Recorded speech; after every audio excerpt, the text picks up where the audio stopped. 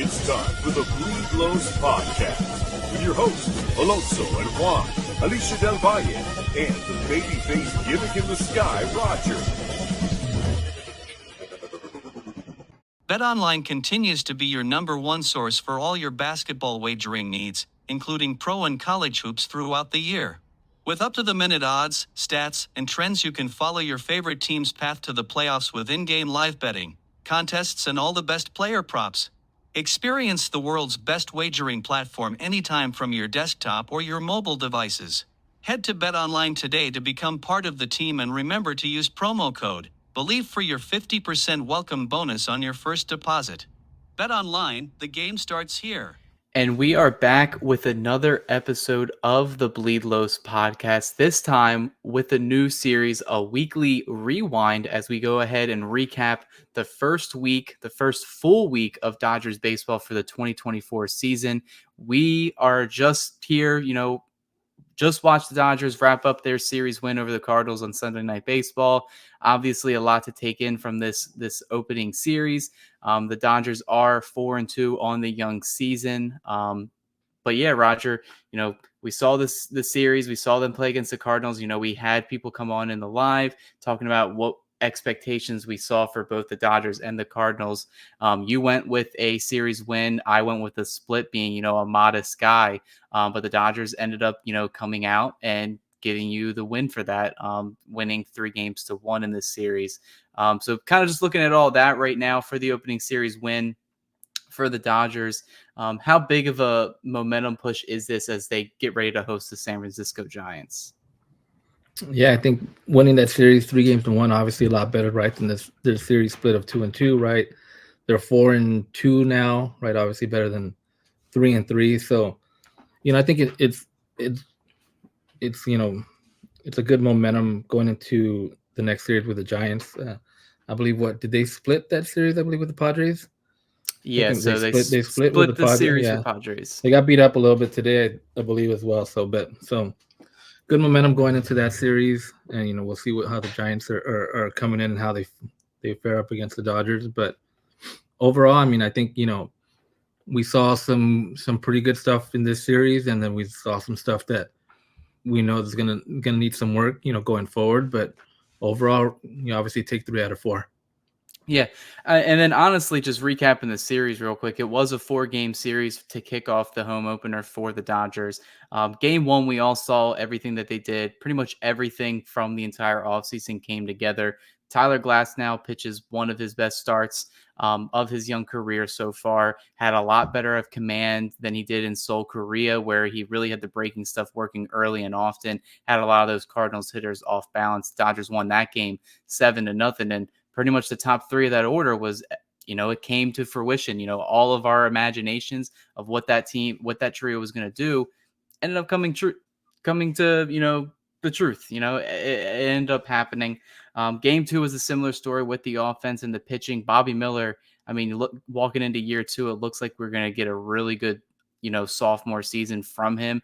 I thought it was the nastiest that his pitches have looked pretty much his entire career. And, he's tweaked some things with, his off speed and his changeup, where he's now throwing like a 92-mile-per-hour slider, which is pretty much unhittable even at the major league level.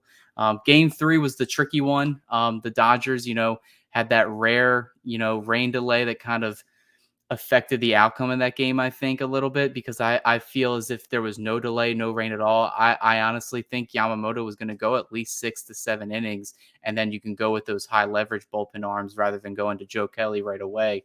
They end up falling in that one after everything that happened with the bullpen unraveling. Yamamoto, doesn't get the win in a very much deserved, start that he had, going 5 innings, correcting everything that went wrong in his first start, and gives me a lot more confidence moving forward. And then obviously game 4 today, a go-ahead 2-run home run off of from Max Muncy, who came off the bench. He did not start in this game today.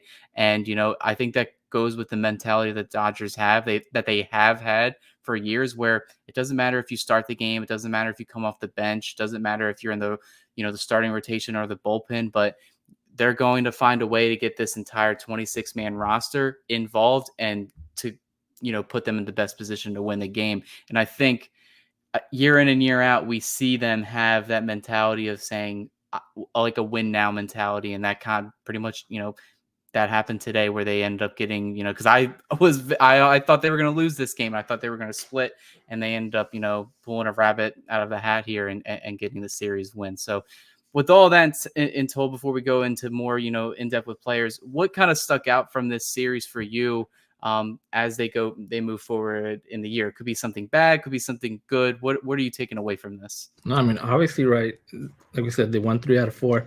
They could have swept this series, right? I mean, the bats were a little slow to get going, and especially yesterday's game, and then even today's game 4.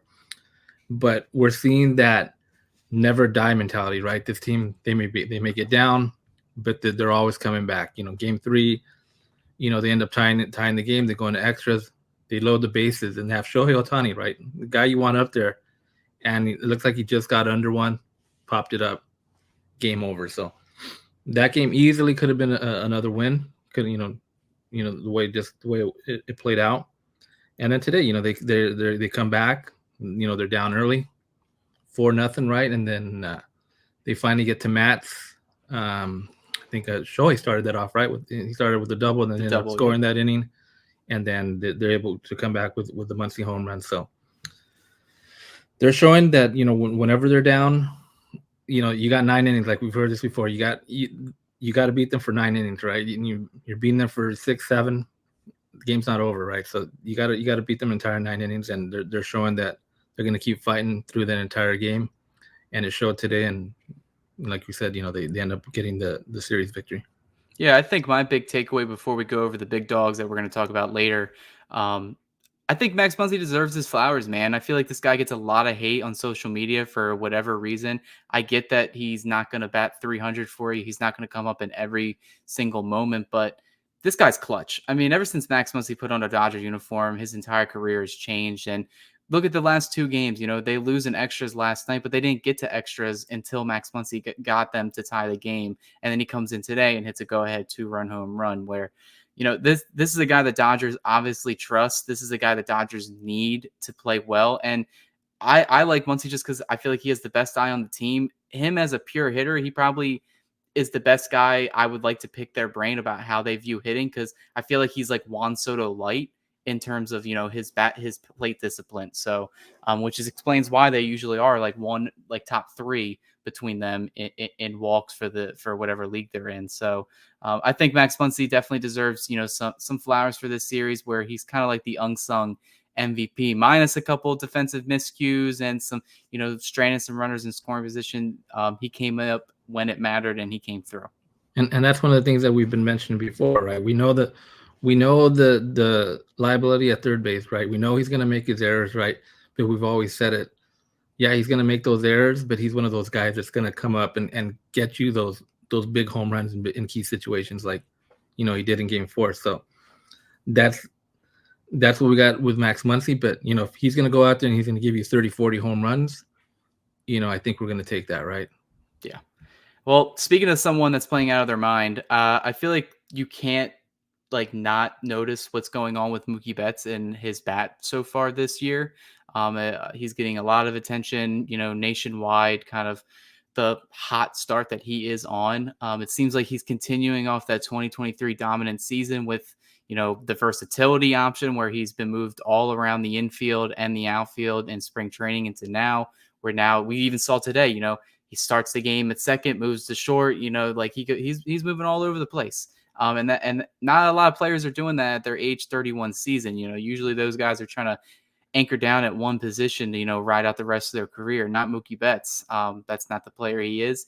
And he's off to a blazing hot start with the bat. He's got a 1.136 slugging percentage, a 1.757 OPS, and he's batting 500 for the year. He's got 4 home runs, I think 10 RBIs on the year. So, and we're only 6 games in, and I mean, this is probably the best start I've seen of a Dodger recent memory, probably back to Cody Bellinger in 2019. I think this guy's on a mission to win MVP. I very well feel like if he can play shortstop for a majority of the season and he puts up similar offensive production like he did last year, I think he's going to run away with it. Do you have any, like what are your takeaways from the way Betts is playing right now? Yeah, I mean, he's been phenomenal, right? I mean, he coming into the today's game, he had hit four home runs, right? Back-to-back days, right? So 4 consecutive days. So, I mean, we mentioned this prior to when the season started. We mentioned if he plays decent shortstop, average shortstop, a little bit above average shortstop, and he has the type of year that he's had, I think he's a runaway MVP, right? And I think you agree with that as well. And yesterday's game, he made some good plays at short. That's the spot. That's one of the things we've been discussing as well. It's like this guy needs to get better at short, right? If he needs to, we need him at short. And he made some good plays yesterday. He spoke about it after the game as well.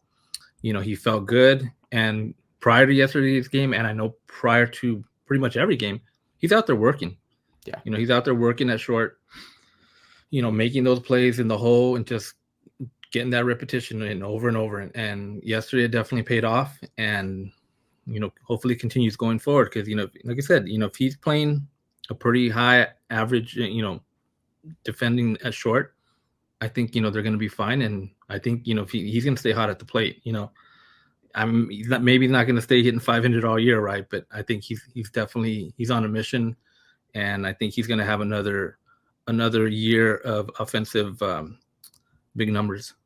Yeah, I'm trying to remember which beat reporter put it out there. I believe it was JP Morosi who said the Dodgers have superstars that they aren't just superstars; they're superstars that work hard and they train like superstars. And I mean, obviously, to play at this level, you have to have the God-given talent to like play here, but you also have to, to take it to the next level, you also have to put that work in. And I think if you haven't seen it already on our YouTube page here, go ahead and check it out. Roger got, kind of upfront close and personal with Betts, who was taking fielding drills, where I saw it was reported that he was out there for at least an hour and a half, just fielding backhand plays. And then what happened that game? He got like 2 or 3 backhand plays where maybe a couple weeks ago, I don't think he was making those plays. And yesterday he made those plays seem a little bit easier. The throws could have been a little bit better, but I think the fact that he's getting more comfortable at the position, I think it means he may stick out there for the rest of the year, depending on unless the Dodgers,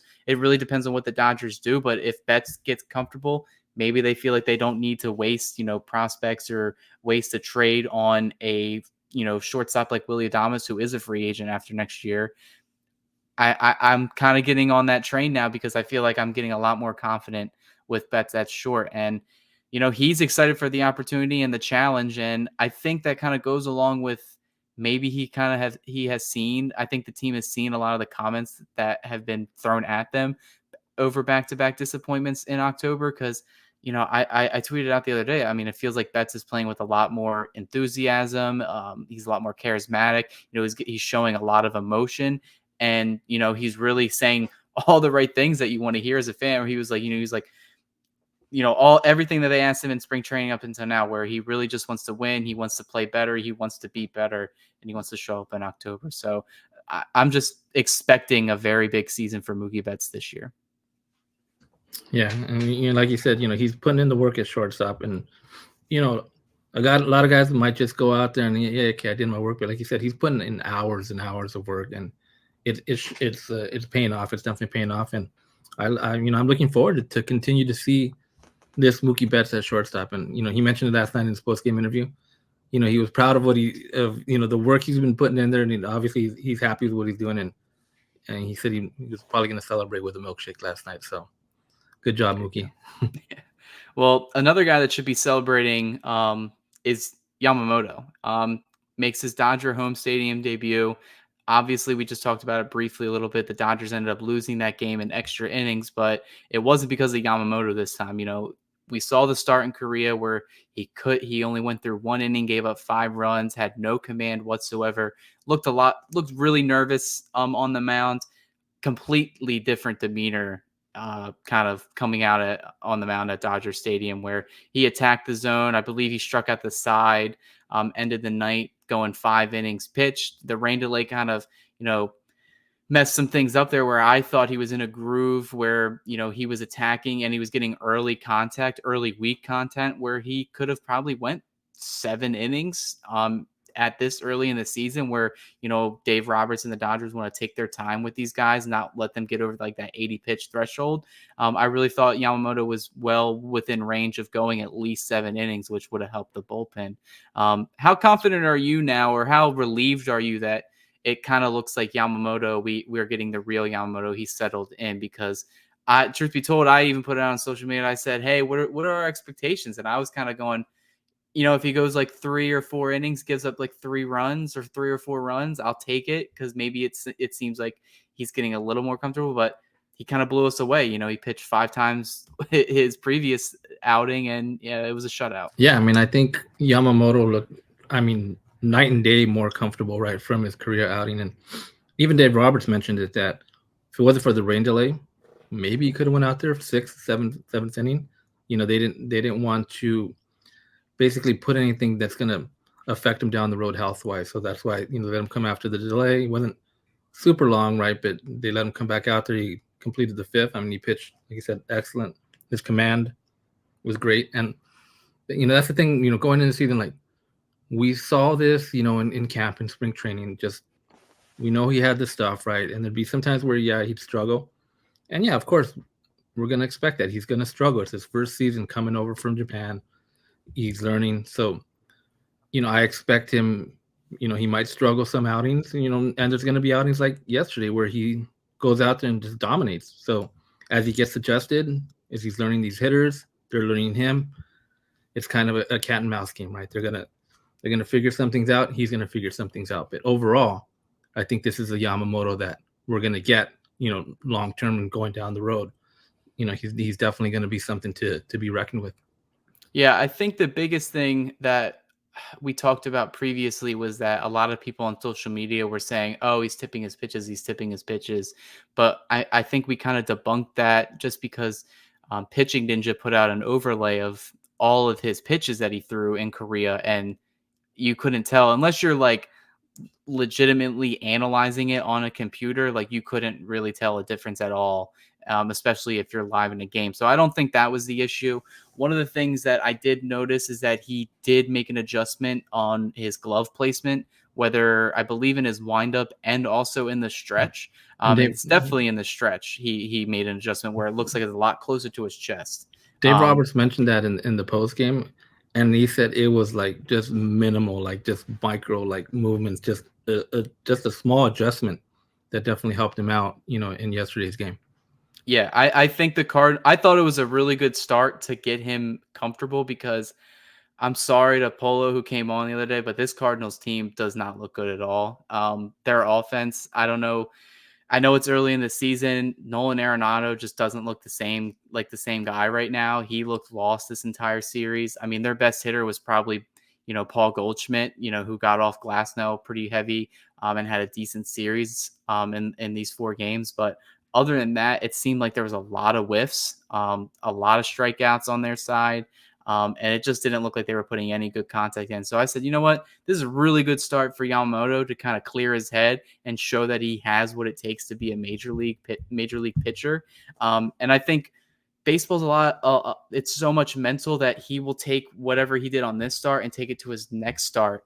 And then that's when I'm really excited, because I believe his next start will be on the road in Chicago.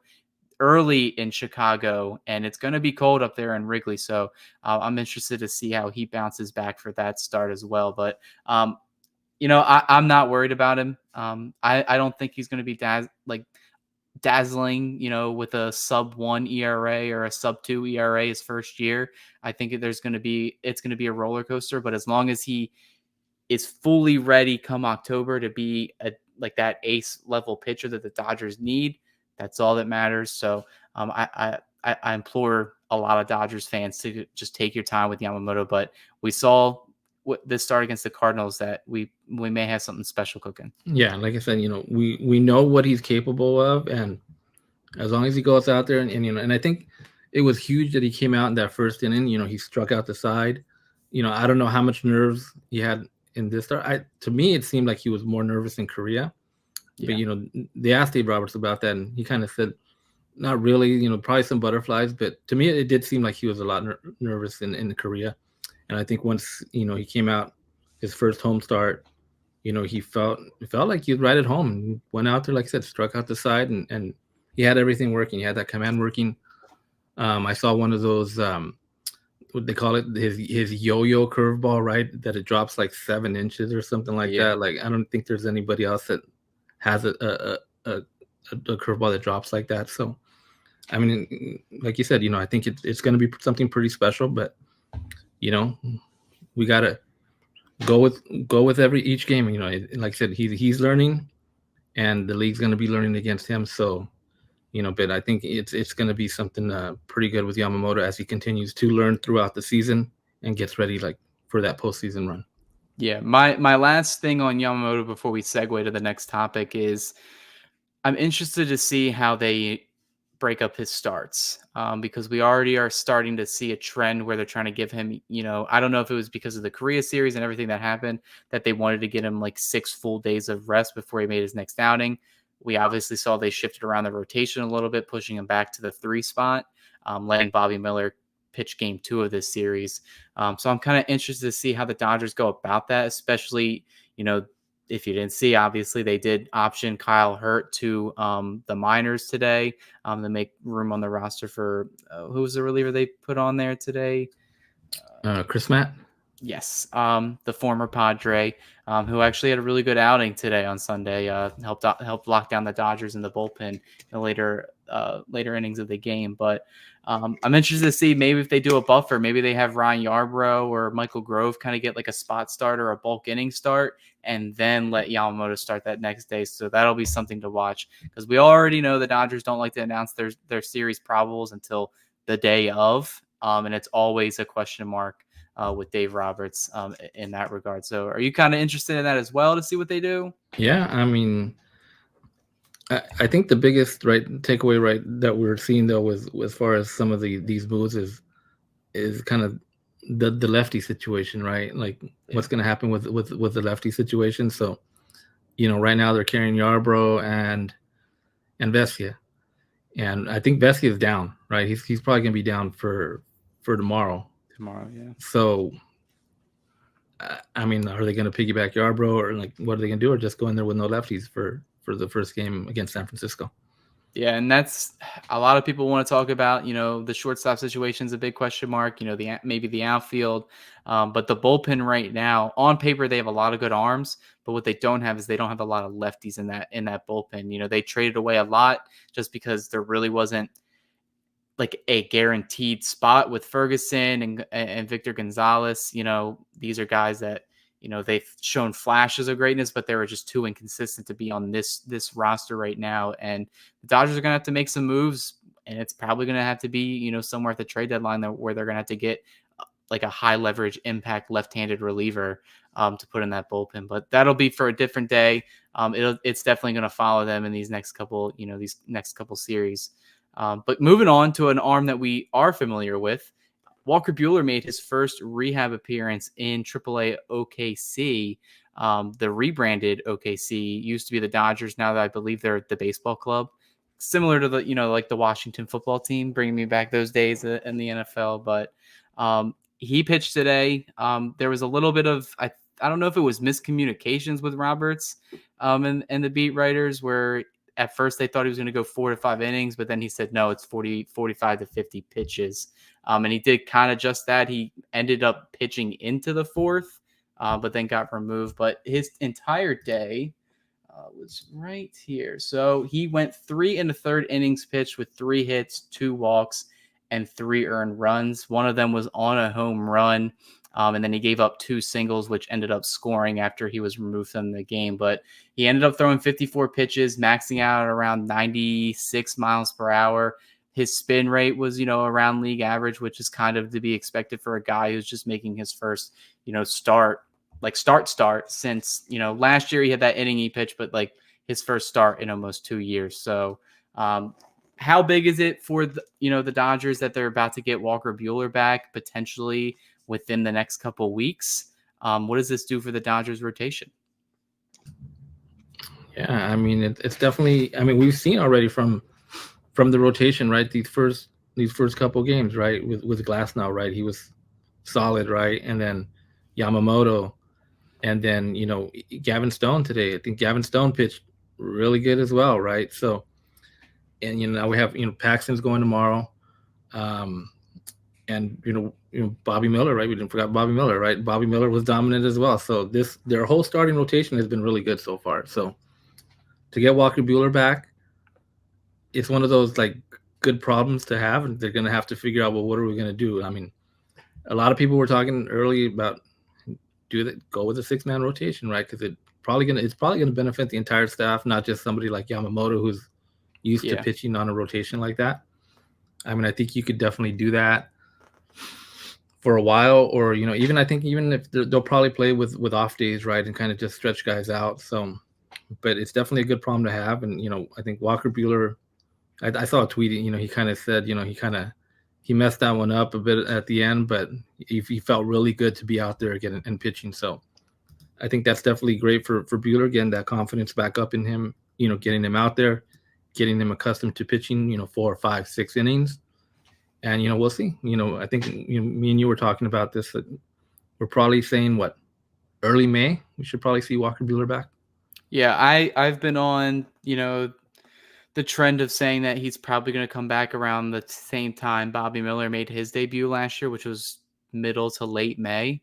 And Miller was able to still make around, I believe, 21, 22 starts, which is, I think, the perfect amount of starts that they kind of want Buehler to have. He's not going to make 30 starts this year. They're not going to push him that hard. He's not going to start on short days rest or anything like that. They're going to take their time. I also agree. It kind of just makes sense. I don't know why it's so frowned upon by the Dodgers. I don't know if they've outright said they don't want to do a 6-man rotation, but on paper, with the arms that they have, the health issues that they have had, it just makes all the sense in the world to just be overly protective with these guys and give them that extra, days of rest. And then it also allows these guys to still get their workload in. Having a 6-man rotation with Buehler in there just makes all the sense in the world on paper. Do they go that way? I'm not too sure, because at the end of the day, when Buehler gets activated, who's going to be, the corresponding roster move? Like, you have like Gavin Stone, he may be pitching out of his mind, but he's also young and he has a lot of options. I mean, we saw Kyle Hurt today. A lot of people questioned that move. And I said, well, it's because out of all the pitchers in the bullpen, he was the only one that still has 3 options left. So I figured the Dodgers were going to go that route as well. Maybe Gavin Stone, they've optioned him to AAA to still get his workload, comes up later in the season. But it really just depends on how it goes. If, say, Gavin Stone goes next 3 starts and he 2 more like scoreless shutout, games, he may have to stay in the rotation. He may have just played himself into that. So I think the gist of it, though, is that the Dodgers don't need to rush into anything. They can take their time with Buehler. If they want to wait until June, I feel like we've talked about this before, they can go ahead and do that. That way he's like extra ready for October, because I think the way Dave Roberts is going to manage this starting rotation is kind of what he did this opening series. I get it's opening day, but they wouldn't let Glasnow go over 80 pitches. They didn't want Bobby Miller to go over like 80, I think like 85 pitches. I'm pretty sure they're not going to want James Paxton to go over like 80 pitch mark either. And Gavin Stone, I think, threw the most pitches out of everybody. I think today, where he had like almost 90 pitches. So I think they're going to take their time with these guys. Yeah, I mean, I don't really see, like you mentioned, I'd like to see kind of a 6-man rotation, just to see how that would play out. But, like you mentioned, right, there is going to be a numbers crunch with that roster, and kind of like you said, we saw that with Kyle Hurt today. It's like, well, who can we move down?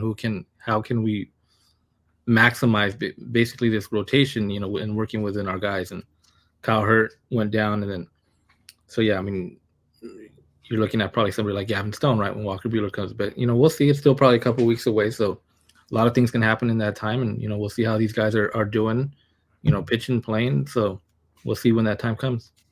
Alrighty. And then kind of the last topic before we wrap up the show.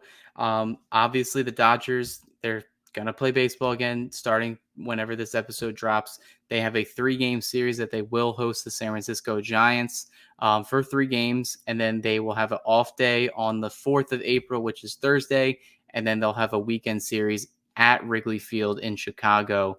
against the Cubs. So kind of outlook for the Giants series so far, what we'll go over just because we have an idea of what the probables are for the pitching. There's a lot of good matchups here. For the Monday's game, it'll be Wynn versus Paxton, and then Webb versus Glasnow the day after that, which would be a probably really good pitching matchup.